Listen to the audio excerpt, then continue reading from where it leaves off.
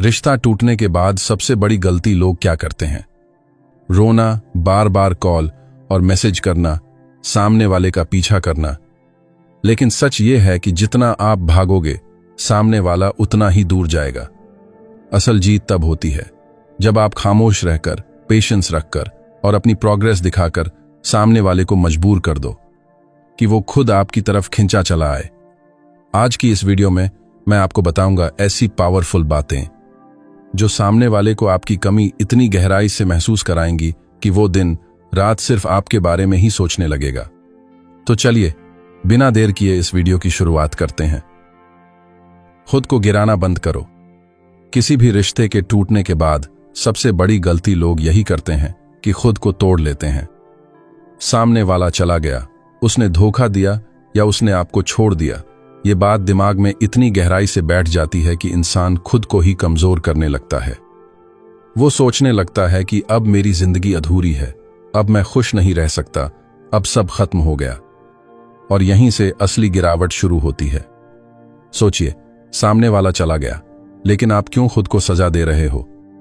वो इंसान अपनी दुनिया जी रहा है, शायद अन्य लोगों से मिल रहा है, नई खुशियों में व्यस्त है। लेकिन आप दिन रात रोकर, उदास रहकर, खाना छोड़कर, नींद उड़ाकर खुद को सजा दे रहे हो। यह सबसे बड़ी गलती है। अगर आप सच में चाहते हो कि सामने वाला आपकी अहमियत समझे, तो सबसे पहला काम है खुद को संभालना। क्योंकि जब तक आप खुद टूटा हुआ चेहरा, रोता हुआ मन और बिखरी हुई हालत लेकर सामने आओगे, तब तक सामने वाला आपको हल्के में ही लेगा। आपने गौर किया होगा, जब कोई इंसान मजबूत खड़ा रहता है तो दुनिया उसका सम्मान करती है, और जब कोई खुद को गिरा देता है तो लोग भी उसे छोड़ देते हैं। रिश्ते का टूटना दर्दनाक होता है, इसमें कोई संदेह नहीं, लेकिन उस दर्द को ताकत बनाना है, न कि खुद को गिराने का बहाना। जो इंसान आपको छोड़कर चला गया, उसने शायद सोचा होगा कि आप उसके बिना नहीं रह पाओगे। अगर आपने उसी का विश्वास सच कर दिया, तो आपने खुद को ही हारने वाला बना लिया। आपको यह बात याद रखनी होगी कि आपकी जिंदगी सिर्फ किसी एक इंसान के इर्द गिर्द नहीं घूमती। आपका परिवार है, आपके सपने हैं, आपकी मेहनत है, आपका भविष्य है। अगर आप इन सब को भूलकर सिर्फ उस एक इंसान के पीछे रोते रहोगे, तो सबसे बड़ा नुकसान किसका होगा? सिर्फ आपका। अब सवाल यह है कि खुद को गिराना बंद कैसे करें। आइए जानते हैं। सबसे पहले खुद से यह वादा करें कि अब मैं खुद को कमजोर नहीं दिखाऊंगा। चाहे अंदर से कितना भी दर्द हो, बाहर से खुद को मजबूत रखूंगा। इसका मतलब यह नहीं कि आप दर्द महसूस नहीं करेंगे, लेकिन इसका मतलब यह है कि आप दर्द को अपनी पहचान नहीं बनने देंगे। क्योंकि जब इंसान बाहर से टूटा हुआ दिखता है, तो उसका मन भी अंदर से और ज्यादा टूटता जाता है। अपने आप को दूसरों से तुलना करना बंद करें। सामने वाला चाहे किसी और के साथ हो, चाहे उसकी जिंदगी कितनी भी खुशहाल दिखे, यह सब आपको और गिराने का काम करेगा। आपको अपनी नजरों में खुद को ऊपर उठाना है। अपनी कीमत खुद समझें। सामने वाले ने अगर आपको छोड़ दिया, तो इसका मतलब यह नहीं कि आप बेकार हो गए। इसका मतलब सिर्फ यह है कि शायद वो इंसान आपकी कदर करना ही नहीं जानता था। और जब इंसान आपकी कदर नहीं करता, तो उसे खोने का गम करना व्यर्थ है। याद रखिए, दुनिया हमेशा उस इंसान की तरफ आकर्षित होती है जो मजबूत दिखता है, जो गिरकर भी उठना जानता है। जब आप खुद को संभाल लेंगे, जब आप रोने धोने की जगह मुस्कुराना सीख लेंगे, जब आप कमजोरी की जगह आत्मविश्वास दिखाएंगे, तभी सामने वाला सच में सोचने लगेगा कि यह इंसान तो मेरे बिना और भी मजबूत हो गया। और यही असली पलटवार है। यह बदला नहीं, यह आपकी खुद की जीत है। क्योंकि सामने वाला तभी पछताता है जब उसे दिखता है कि आपने खुद को गिरने नहीं दिया, बल्कि और ऊपर उठा लिया। तो दोस्तों, अगर आज आप टूटे हुए महसूस कर रहे हो, अकेले हो, दर्द में हो, तो याद रखो, यही वो मौका है जब आपको खुद को गिराना नहीं, बल्कि खड़ा करना है। जब आप खुद को गिराना बंद करते हो, खुद को संभालते हो, तभी आप अपनी असली ताकत दिखाते हो। यही है आपके जीवन में वापसी की शुरुआत। चलिए अब जानते हैं अगला पॉइंट। इमोशनल कंट्रोल रखना। रिश्ता टूटने के बाद या किसी से दूरी बनने के बाद सबसे बड़ी मुश्किल होती है अपने जज्बात को कंट्रोल करना। दिल के अंदर तूफान चल रहा होता है, नींद उड़ जाती है, हर वक्त बस उसी इंसान का ख्याल आता है। ऐसे में सबसे आसान लगता है कि फोन उठाओ, कॉल करो, लंबा चौड़ा संदेश लिख दो और सामने वाले को बता दो कि आप कितना दर्द महसूस कर रहे हो। लेकिन यही लोग सबसे बड़ी गलती कर देते हैं, क्योंकि जब आप गुस्से में, रोते हुए या दुखी होकर सामने वाले को कॉल या संदेश करते हो तो दो चीजें होती हैं। पहली, सामने वाले को यह और पक्का यकीन हो जाता है कि आप उनके बिना जी ही नहीं सकते। दूसरी, आपका सम्मान, आपकी कीमत और आपकी गरिमा धीरे धीरे उसके सामने गिरने लगती है। सोचिए, अगर कोई इंसान आपको छोड़कर जा चुका है और फिर भी आप बार बार संदेश करके, कॉल करके, रोकर, गुस्सा दिखाकर उसे पकड़ने की कोशिश कर रहे हो, तो उसके दिमाग में क्या जाएगा? यही कि यह मेरे बिना अधूरा है, यह मेरे पीछे भागेगा, मुझे इससे डरने की जरूरत नहीं है। और यही सोच आपकी सबसे बड़ी हार बन जाती है। इसलिए असली ताकत यही है कि आप अपनी भावनाओं को कंट्रोल करना सीखो। अब आप पूछेंगे, कैसे कंट्रोल करें? पहली बात, भावनाओं को स्वीकार करें। सबसे पहले यह समझ लो कि गुस्सा, रोना, दुख, यह सब इंसानी स्वभाव है। इन्हें आना गलत नहीं है, लेकिन इन्हें सामने वाले के सामने दिखाना गलत है। सही तरीका, अपने दर्द को खुद से महसूस करो, डायरी में लिखो, जिन दोस्तों पर भरोसा है उनके साथ शेयर करो, लेकिन सामने वाले को इसका एहसास मत होने दो। दूसरी बात, शांति की शक्ति। आपकी शांति ही उसकी बेचैनी बनेगी। जब कोई आपको छोड़कर जाता है तो वो यही सोचकर जाता है कि यह इंसान अब टूट जाएगा, अब मेरे पीछे भागेगा। लेकिन जब आप चुप रहते हो, खुद को संभाल कर रखते हो, गुस्से या रोने की जगह शांति दिखाते हो, तब सामने वाला हैरान हो जाता है। उसके मन में सवाल उठने लगते हैं कि यह दुखी क्यों नहीं है, यह मेरे बिना खुश कैसे है, यह मुझे याद क्यों नहीं कर रहा। याद रखो, सामने वाले को सबसे बड़ा झटका तब लगता है जब आप उसके जाने के बाद भी स्थिर दिखते हो, क्योंकि स्थिरता ही सबसे बड़ी ताकत है। मान लो किसी ने आपको नजरअंदाज किया और आप तुरंत कॉल करके पूछने लगे, तुमने मुझे इग्नोर क्यों किया, तुम बदल गए हो, तुम मुझे छोड़कर क्यों चले गए। इसका परिणाम या तो वह आपको झूठ बोल देगा, या गुस्सा करेगा, या और दूर चला जाएगा। अब सही तरीका यह है कि अगर आपने कोई रिएक्शन नहीं दिया, बस खामोश रहे, तो उसका मन खुद ही सवालों से भर जाएगा और यही बेचैनी उसे आपकी ओर खींचेगी। भावनाओं पर काबू सिर्फ सामने वाले को दिखाने के लिए नहीं होता, यह आपके खुद के लिए भी जरूरी है। जब आप बार बार रोते हो, गुस्सा करते हो या खुद को दुख में डुबाते हो तो आपका दिमाग और शरीर दोनों थक जाते हैं, आपकी सेहत खराब होने लगती है, आत्मविश्वास गिरने लगता है।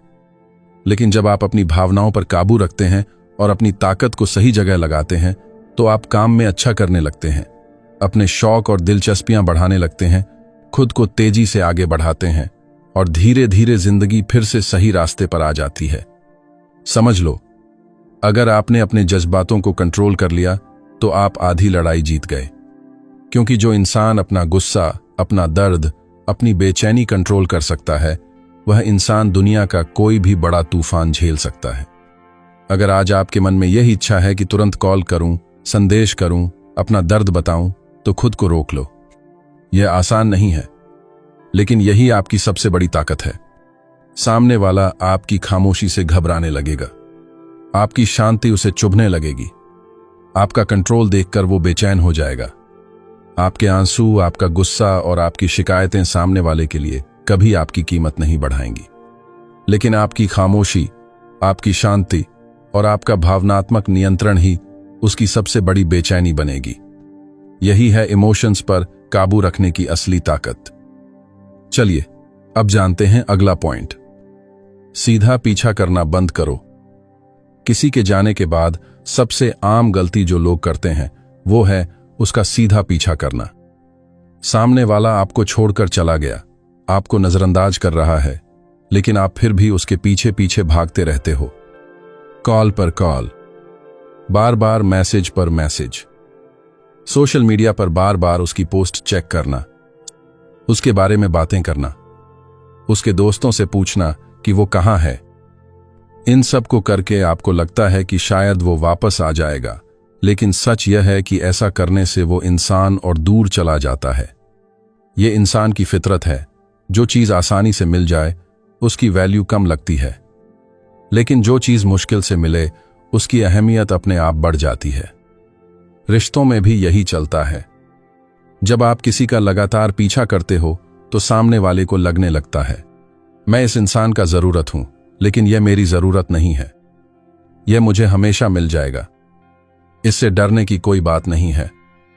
और जैसे ही यह संतुलन बिगड़ता है, रिश्ता भी बिगड़ जाता है। सोचिए जरा, अगर कोई इंसान आपके पीछे दिन रात पड़ा रहे, बार बार मैसेज करता रहे, तो आपके मन में क्या ख्याल आएगा? यही ना कि ये तो मेरे पीछे ही पड़ा है, ये तो मुझे हमेशा मिल ही जाएगा। और इंसान हमेशा उसी चीज को हल्के में लेता है जो उसे हर वक्त और बिना मेहनत के मिल जाए।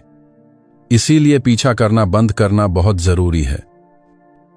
अब आप पूछेंगे, अगर मैं पीछा ही न करूं तो सामने वाला खुद आएगा कैसे? इसका जवाब है, जब आप पीछा करना बंद करते हो तो आप सामने वाले के दिमाग में एक खालीपन बना देते हो। उसके मन में यह सवाल उठते हैं कि पहले तो यह मेरे पीछे भागता था, अब अचानक क्यों नहीं आ रहा? पहले तो हर छोटी बड़ी बात पर मुझसे जुड़ने की कोशिश करता था, अब खामोश क्यों है?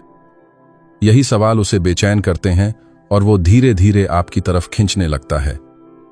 यह बात ऐसे समझो जैसे किसी को पानी पीने की आदत हो और आप उसे बार बार पानी देते रहो, तो उसे पानी की अहमियत कभी नहीं समझ आएगी। लेकिन अगर एक दिन आप पानी देना बंद कर दो, उसकी प्यास बढ़ेगी, वही इंसान खुद आकर आपसे मांगेगा। रिश्तों में भी यही मनोविज्ञान काम करती है। जब आप पीछा करना बंद करते हो तो मन में लगता है कि सामने वाला कहीं हमेशा के लिए दूर न हो जाए। लेकिन सच यह है, अगर आप पीछा करते रहोगे वो इंसान और तेजी से भागेगा। अगर आप रुक जाओगे, उसके कदम धीरे धीरे खुद आपकी ओर मुड़ेंगे।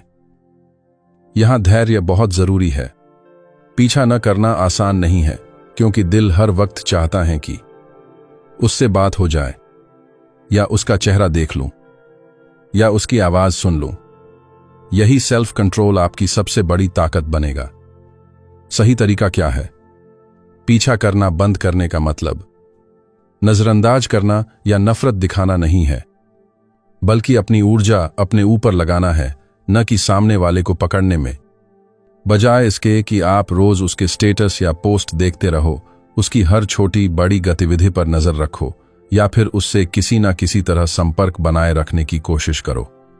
बेहतर है कि आप अपना काम करो, अपने शौक पूरे करो, खुद को बेहतर बनाओ। यकीन मानो, धीरे धीरे उसकी ये आदत टूट जाएगी कि आप हमेशा उसके पीछे रहते हो। सोचिए, अगर किसी बच्चे को रोज चॉकलेट दी जाए तो क्या होगा? धीरे धीरे वही चॉकलेट उसे बोरिंग लगने लगेगी। लेकिन जरा सोचिए, अगर अचानक वो चॉकलेट मिलनी ही बंद हो जाए तो क्या होगा? बच्चा बार बार पूछेगा, आज चॉकलेट क्यों नहीं मिली? और वहीं से उसकी चाहत और भी बढ़ जाएगी। सामने वाले के लिए आपका पीछा भी वैसा ही है। जब तक आप रोज उस पर ध्यान देते रहेंगे, वो आपको हल्के में लेगा। लेकिन जैसे ही आप ध्यान देना बंद कर देंगे, उसी वक्त उसके अंदर आपके लिए चाहत बढ़ने लगेगी। एक बात ध्यान रखना, जो इंसान आपके लिए सही है वो बिना पीछा किए भी वापस आएगा। और जो इंसान आपकी कदर ही नहीं करता, उसके पीछे भागने का कोई मतलब नहीं है, क्योंकि पीछा करने से आप सिर्फ अपना सम्मान और कीमत खोते हो। याद रखिए, जब आप खामोश हो जाते हैं, पीछे भागना छोड़ देते हैं और अपनी जिंदगी पर ध्यान देने लगते हैं, तो यही सबसे बड़ा संदेश होता है कि आपकी दुनिया किसी और पर निर्भर नहीं है। और यही बात सामने वाले को अंदर से सोचने पर मजबूर करती है। चलिए, अब जानते हैं अगला पॉइंट। खुद पर काम करो, सेल्फ इंप्रूवमेंट। रिश्ता टूटने के बाद ज्यादातर लोग अपनी हालत खराब कर लेते हैं। उदासी में डूबे रहना, खुद को संभालना छोड़ देना, चेहरे पर थकान लिए घूमना और काम में मन बिल्कुल न लगाना। लेकिन यही सबसे बड़ी भूल है, क्योंकि जब आप खुद को गिरा देते हो तो सामने वाला सोचता है, देखा, मेरे बिना यह कुछ नहीं है, और यही उसकी जीत बन जाती है। इसलिए असली समाधान यही है कि आप खुद पर ध्यान दें, अपने पहनावे में, अपने व्यक्तित्व में, अपने काम और जीवन शैली में धीरे धीरे सकारात्मक सुधार लाएं। जब आप खुद को बेहतर बनाते हैं तो दुनिया भी आपकी इज्जत करने लगती है। यह सुधार किसी को दिखाने के लिए मत करो, बल्कि अपनी खुद की खुशी और आत्मविश्वास के लिए करो। लेकिन हां, जब आप ऐसा करेंगे तो सामने वाले पर भी इसका गहरा असर पड़ेगा। अक्सर लोग सोचते हैं कि कपड़ों से क्या फर्क पड़ता है, लेकिन सच्चाई यह है कि आपका पहनावा ही आपकी पहली छाप बनाता है। अगर आप खुद को बिखरा हुआ दिखाएंगे तो सामने वाला यही समझेगा कि आप अंदर से टूट चुके हैं। लेकिन अगर आप सलीके से अच्छे कपड़े पहनेंगे तो लोग आपको देखकर ही महसूस करेंगे कि यह इंसान खुद को संभालना जानता है। जब आप खुद अच्छे दिखते हो तो आपका आत्मविश्वास भी अपने आप बढ़ जाता है। अब कोई ये कहेगा, सामने वाले के लिए मैं क्यों बदलूं? असल बात यह है कि आप सामने वाले के लिए नहीं, बल्कि अपने लिए बदल रहे हो। चेहरे पर मुस्कान रखना, थोड़ा फिटनेस पर ध्यान देना और एक स्वस्थ जीवन शैली अपनाना, इन सब का नतीजा क्या होता है? ये सारी चीजें आपको अंदर से नया बना देती हैं। और जब सामने वाला आपको पहले से कहीं बेहतर हालत में देखता है तो उसे यकीन ही नहीं होता कि उसके जाने के बाद आपने खुद को इतना संभाल लिया। जब दिल टूटता है तो सबसे पहले चोट मन पर लगती है। पढ़ाई में मन नहीं लगता, काम से ध्यान हट जाता है और दिमाग बार बार उसी इंसान के बारे में सोचता है। लेकिन असली ताकत यही है कि उसी दर्द को अपनी तरक्की की ताकत बना लो। आंसू बहाने के बजाय उसी ऊर्जा को अपने काम में लगाओ। अगर आप छात्र हैं तो पढ़ाई में पूरी मेहनत लगाइए, अच्छे नतीजों के लिए जी जान से पढ़िए। अगर आप नौकरी करते हैं तो काम पर नया फोकस लाइए, जिम्मेदारियां उठाइए और अपने प्रदर्शन से सबको चौंका दीजिए। अगर आपके पास कोई हुनर है तो उसे और निखारिए, नई स्किल सीखिए और खुद को एक नए स्तर पर ले जाइए। सोच कर देखिए, जब मेहनत रंग लाएगी, आपके नतीजे बेहतर होंगे, तरक्की मिलेगी और आपके पास नई स्किल्स होंगी, तो न सिर्फ सामने वाला हैरान होगा, बल्कि आप खुद अपने आप पर गर्व करेंगे। अब सोच कर देखो, अगर आप अपनी जिंदगी की छोटी छोटी आदतें बदलना शुरू कर दो, हर दिन टाइम पर उठना, रोज एक्सरसाइज करना, अच्छा खाना खाना और पूरी नींद लेना, यानी अपनी डेली रूटीन को मजबूत बनाना। इसके साथ अगर आप सोशल एक्टिविटीज में भी हिस्सा लो, बाहर घूमो, नए लोगों से मिलो, दोस्तों के साथ वक्त बिताओ, नए शौक अपनाओ, तो ये सब मिलकर आपको एक नई एनर्जी देंगे। और जब आपकी लाइफस्टाइल बदल जाएगी तो आपकी सोच भी बदल जाएगी। सामने वाला ये देखकर हैरान रह जाएगा कि उसके जाने के बाद आपने खुद को गिराया नहीं, बल्कि और ऊपर उठा लिया। यहीं आता है असली साइकोलॉजिकल असर।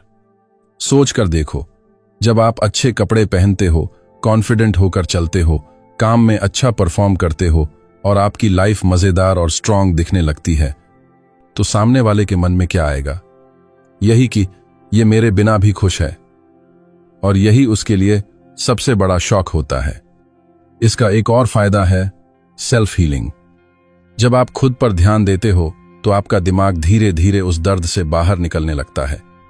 आपको एहसास होता है कि आपकी जिंदगी किसी एक इंसान पर डिपेंड नहीं है, आप खुद अपनी दुनिया बना सकते हो। और यहीं से आते हैं एक्स्ट्रा फायदे। लोग आपको नोटिस करने लगते हैं, नए लोग आपकी तरफ अट्रैक्ट होते हैं, पुराने दोस्त आपकी तारीफ करते हैं और ये सब देखकर सामने वाला और भी बेचैन हो जाता है। साथ ही आपका सेल्फ रिस्पेक्ट बढ़ता है, कॉन्फिडेंस बढ़ता है, लोगों की नजरों में आपकी वैल्यू और ऊपर चली जाती है और आप खुद को हर दिन एक बेटर इंसान बनते हुए देखते हो। अब सवाल है, शुरू कैसे किया जाए? तो ये रही प्रैक्टिकल प्लान। पहले 2 हफ्तों में अपना पहनावा ठीक करो, एक्सरसाइज शुरू करो और पढ़ाई या काम में एक्स्ट्रा मेहनत करो। तीसरे, चौथे हफ्ते में कोई नया हॉबी शुरू करो, सोशल एक्टिविटीज में हिस्सा लो और हेल्थ पर ध्यान दो। दूसरे, तीसरे महीने में नए स्किल्स सीखो, करियर के गोल्स सेट करो और अपने पर्सनालिटी डेवलपमेंट पर काम करो। अपने कपड़े, अपने लुक्स, अपने काम और अपनी लाइफस्टाइल को धीरे धीरे अपग्रेड करो। और जब आप ये करते हो तो आपको मिलता है डबल फायदा। अंदर से भी आप स्ट्रांग बनते हो और बाहर से भी पहले से कहीं ज्यादा चमकते हो। याद रखो, ये सफर सिर्फ सामने वाले को इंप्रेस करने के लिए नहीं है, ये आपकी अपनी खुशी, आपकी सफलता और आपके सेल्फ रिस्पेक्ट के लिए है। और जब आप सच में खुद को बेटर बनाते हो तो पूरी दुनिया आपको नोटिस करने लगती है। चलिए अब जानते हैं अगला पॉइंट, इनडायरेक्ट प्रोग्रेस दिखाओ। रिश्ता टूटने के बाद लोग अक्सर एक बड़ी गलती करते हैं। वो उस इंसान को सीधे सीधे ये बताने की कोशिश करते हैं कि देखो मैं कितना बदल गया हूं, देखो मैं कितना खुश हूं। लेकिन सच ये है कि असली असर तब पड़ता है जब आप ये सब बिना बोले, बिना जताए दिखाते हो। यही कहलाता है इनडायरेक्ट प्रोग्रेस दिखाना। क्यों फेल होता है डायरेक्ट अप्रोच? सोचिए, अगर आप हर बार कॉल करके या मैसेज करके उन्हें यह जताएंगे कि मैं अब अच्छा कर रहा हूं, मैं खुश हूं, तो इसका कभी असर नहीं होगा, क्योंकि उन्हें लगेगा कि आप दिखावा कर रहे हो। यह सब सिर्फ उन्हें जलाने के लिए कर रहे हो। आप अभी भी उनकी वैलिडेशन की जरूरत महसूस करते हो। लेकिन जब आपकी प्रगति बिना बोले, बिना बताए खुद ब खुद लोगों की नजरों में आने लगती है, तो उन पर इसका बहुत गहरा साइकोलॉजिकल असर पड़ता है। इनडायरेक्ट प्रोग्रेस का असली मतलब क्या है? इसका मतलब है कि आप अपनी जिंदगी ऐसे जीना शुरू करो कि आपकी खुशी और आपकी तरक्की खुद आपके आस पास के लोगों की बातों में आने लगे। फॉर्मूला बहुत ही सिंपल है, खबर उन तक पहुंचे लेकिन आपके मुंह से नहीं। सुनो, मान लो आपने जिम शुरू कर दिया, फिटनेस पर ध्यान देना शुरू कर दिया। अब आपको यह जरूरी नहीं है कि सामने वाले को फोन करके बताओ कि देखो मैं अब फिट हो रहा हूं। आप बस चुपचाप मेहनत करते रहो, फिर आपकी नई तस्वीरें अपने आप सब कुछ कह देंगी। आपका कॉन्फिडेंट लुक, आपका चेहरा जो अब चमकने लगेगा, आपकी अलग सी एनर्जी, ये सब सामने वाले को अपने आप दिखेगा, बिना आपके बोले। ये सब खुद ब खुद सबको नजर आएगा। और जब ये सब उन तक पहुंचेगा तो उन्हें झटका लगेगा कि ये तो मेरे बिना और भी बेहतर हो गया है।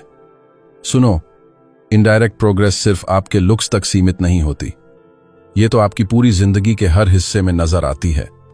जब आप अपने काम में अच्छा परफॉर्मेंस देने लगते हो, प्रमोशंस मिलने लगती हैं, नई अपॉर्चुनिटीज आपके हाथ में आती हैं और आपका प्रोफेशनल नेटवर्क बढ़ने लगता है, ये सब सामने वाले तक बिना कहे ही पहुंच जाता है।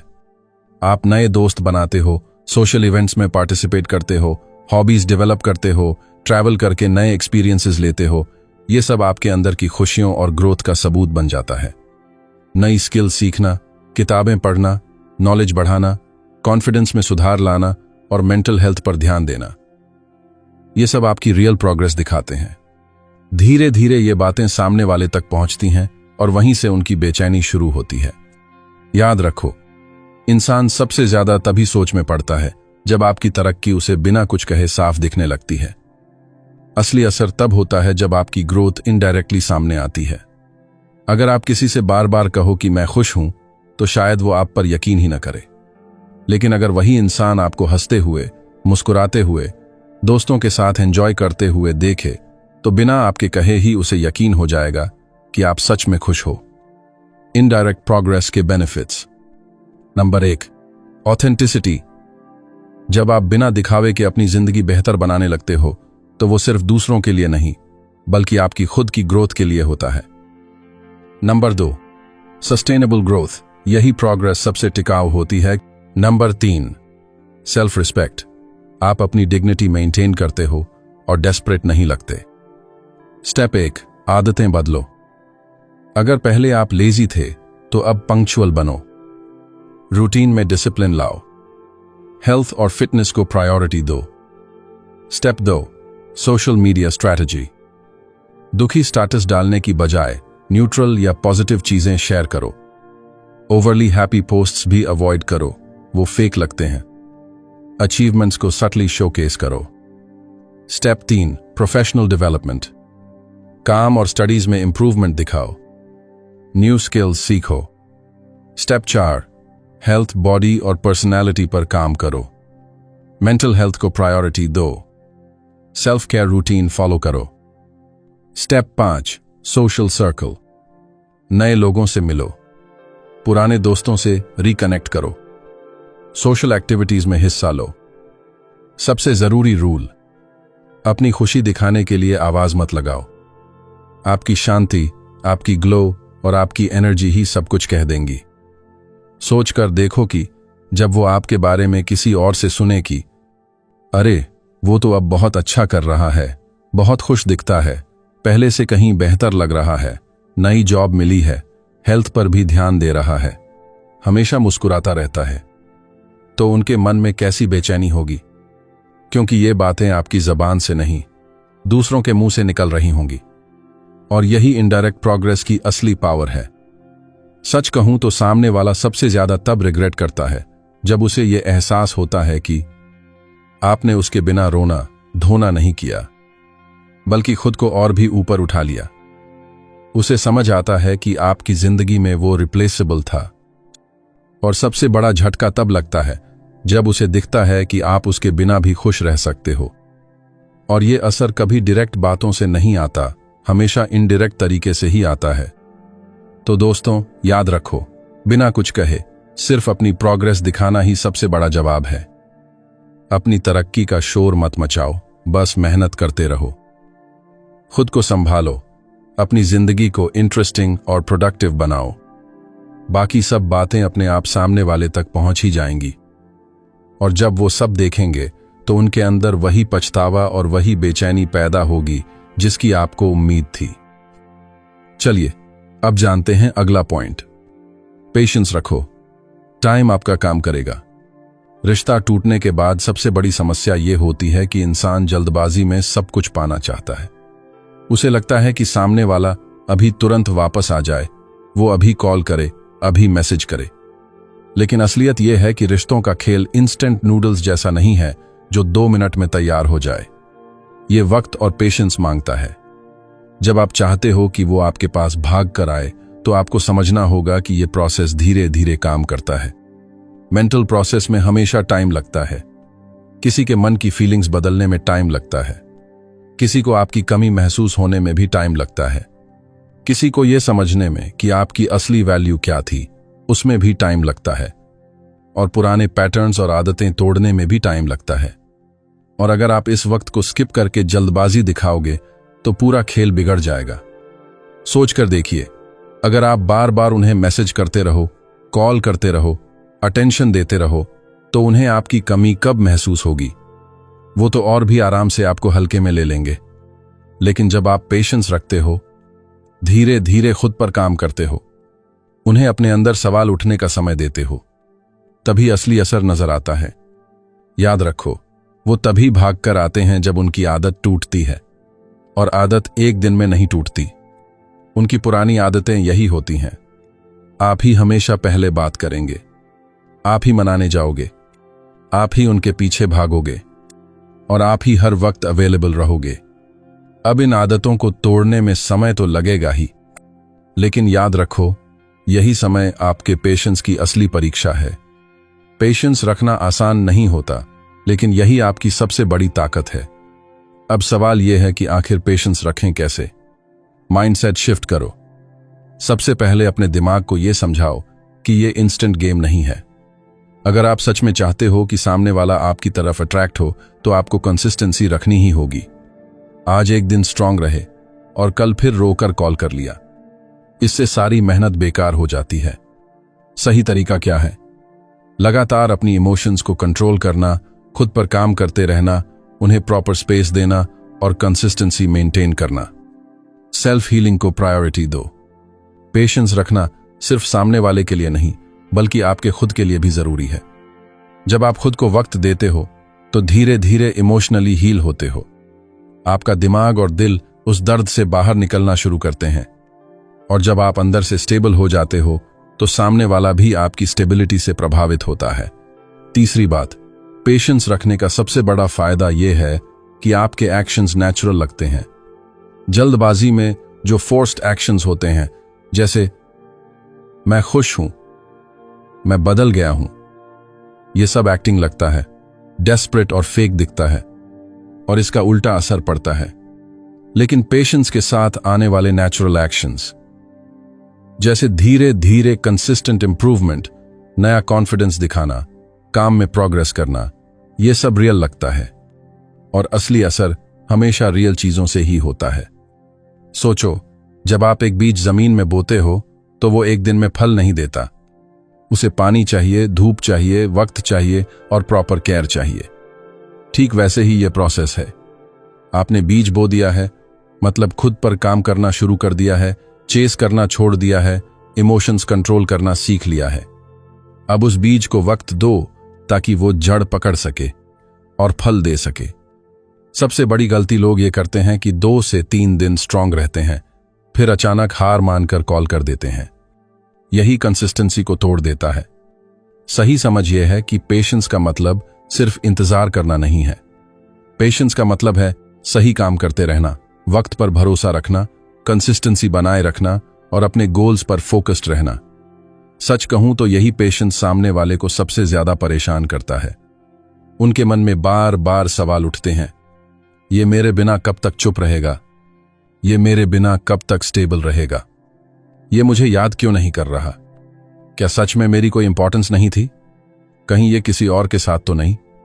और जब ये सवाल उनके अंदर घूमते रहते हैं तभी उनकी बेचैनी बढ़ती है और वही बेचैनी उन्हें आपकी तरफ खींचना शुरू कर देती है। तो दोस्तों, याद रखो, ये खेल इंस्टेंट नहीं है। अगर आपको लगता है कि वो बस 2 दिन में ही खुद आपके पास लौट आएंगे, या 1 हफ्ते में सब रिजॉल्व हो जाएगा, या तुरंत रिजल्ट्स मिल जाएंगे, तो ये सिर्फ एक ख्वाब है। असल जिंदगी में ये प्रोसेस धीरे धीरे चलता है। कभी हफ्तों लगते हैं, कभी महीनों। हर केस अलग होता है, कोई जल्दी रिस्पॉन्ड करता है, कोई देर से। लेकिन कंसिस्टेंसी का असर हमेशा दिखता है और यही आपकी सबसे बड़ी ताकत बनती है। कंसिस्टेंसी, पेशेंस और सेल्फ कंट्रोल, यही 3 ताकतें हैं जो सच में सामने वाले को आपकी ओर खींचती हैं। Number 1, consistency. कंसिस्टेंसी का मतलब है रोज अपने रूटीन पर स्टिक करना, सेल्फ इंप्रूवमेंट में रेगुलर एफर्ट्स डालना और सबसे जरूरी अपनी इमोशनल स्टेबिलिटी को मेंटेन करना। यानी चाहे हालात जैसे भी हों, आप टूटो मत, डगमगाओ मत। हर दिन छोटे छोटे स्टेप्स लेकर लगातार आगे बढ़ते रहो। यही कंसिस्टेंसी का असली मतलब है। Number 2, patience. पेशेंस का मतलब है जल्दबाजी या शॉर्टकट लेने की बजाय हर चीज को उसका वक्त देना। इसमें सबसे बड़ा रोल है टेम्पटेशन को रेजिस्ट करना। मतलब बीच बीच में मन करेगा कि सामने वाले को कॉल कर लूं, मैसेज कर दूं या फिर खुद ही जाकर बात शुरू कर दूं।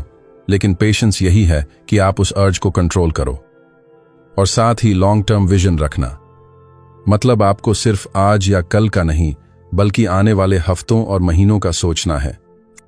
जो खेल लंबा चलता है उसी में जीत मिलती है।